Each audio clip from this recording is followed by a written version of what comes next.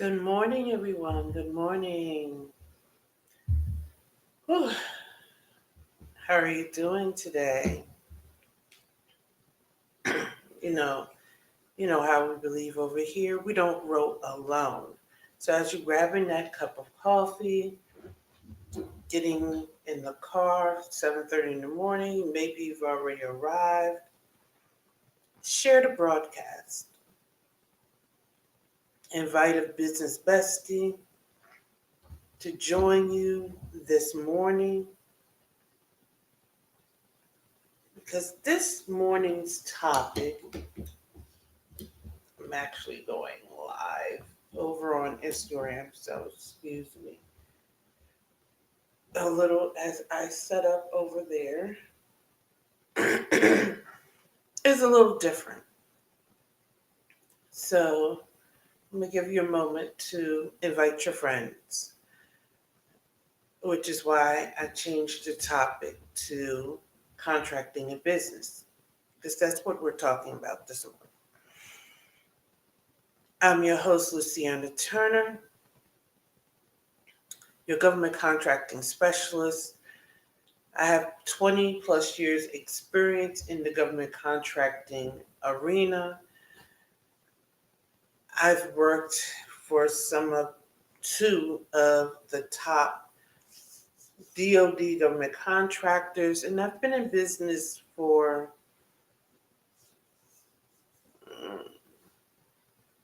oh wow.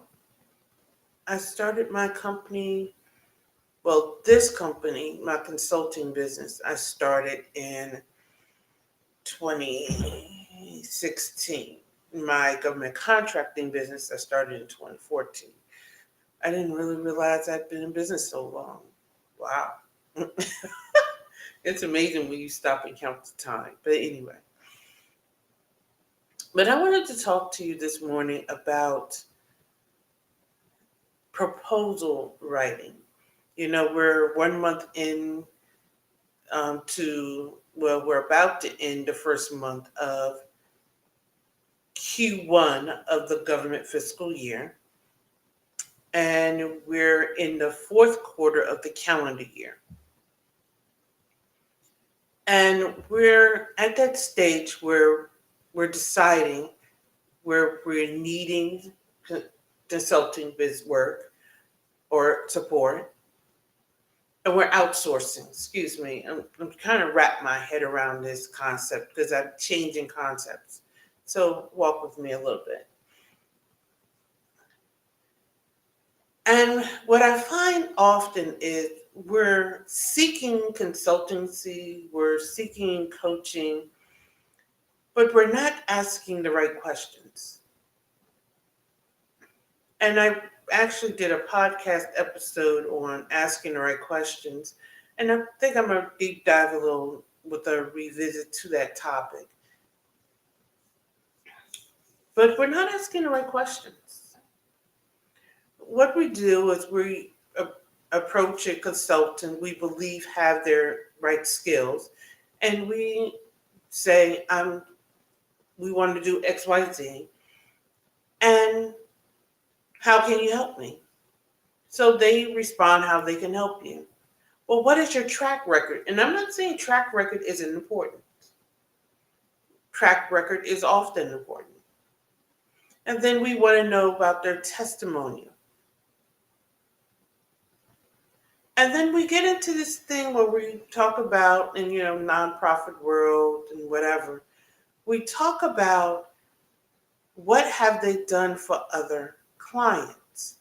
And that's often important. However, sometimes we're asking the wrong question. Now, walk with me a little bit. Because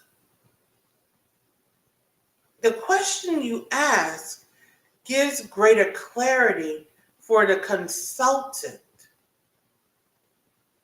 if they're even offered the service in the way you need it. A lot of times we want to say the consultant didn't serve you. And sometimes the problem is you didn't ask the right question. and the consultant interpreted the work based upon the questions you asked. Now, maybe the consultant should have asked better clarifying questions. And as a consultant, they should have. But sometimes it's up to you to ensure you're asking the right question. So if you're looking for somebody to write your grant in a nonprofit world and you're reaching out to a consultant, you should say, I'm looking for somebody to write a grant. Is that the type of service you provide? Versus saying, how can you support my whatever agency? You see the difference? One question is straight to the point. It's targeted. It's direct. It's distinct. Because the consultant could provide grant review services. They could provide grant readiness services. Now, the consultant, had they been in business long enough, could go back and forth and flush out your need a lot better. But sometimes we end up in this back and forth, and then there's this need to blame the consultant, and then there's the need to, and there's a lapse of time. When what really happens is the clarifying question is, I have this need. I need to know if you can solve it. Or I have this problem. I need to know if you're my solution. Sometimes we're just not asking the right question.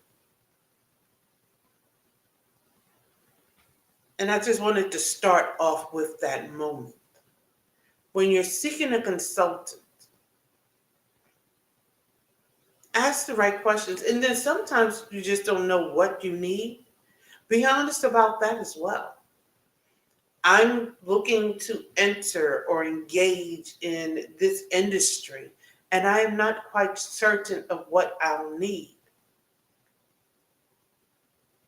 Be willing to invest in whatever session they offer, which deep dives in that.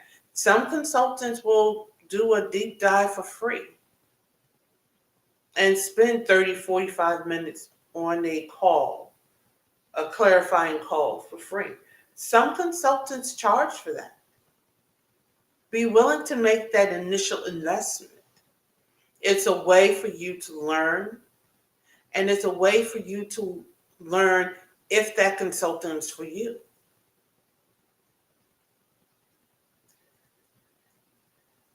It's the investment and the return on the investment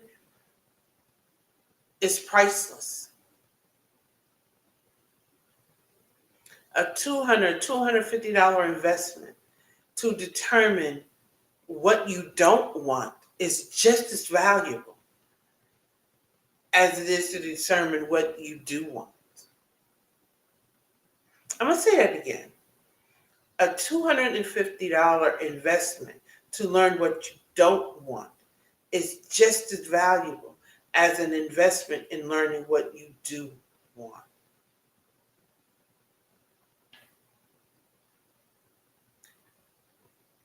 Often we measure the return on investment as in, I invest X amount of money and I need to make X amount of money.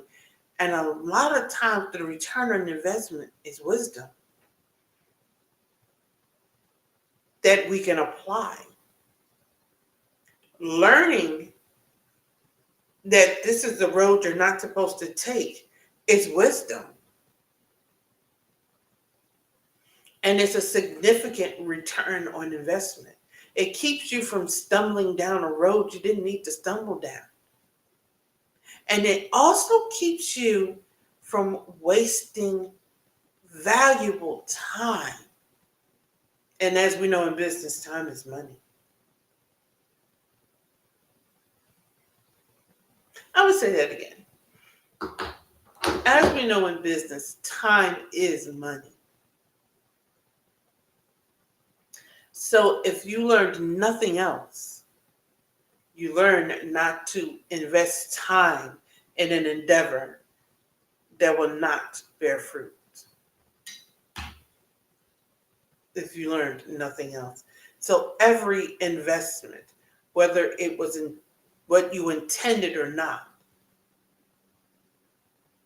always bears fruit.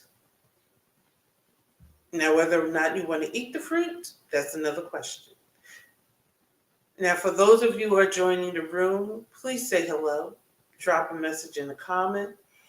For those of you who are catching this by the replay, hashtag replay. And let me know your thoughts on what I'm saying. You know, drop a comment.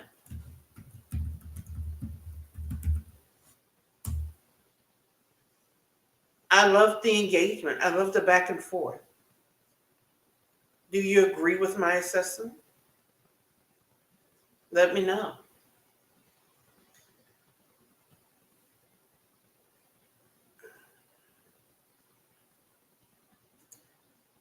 So I'm going to end it this morning with this thought.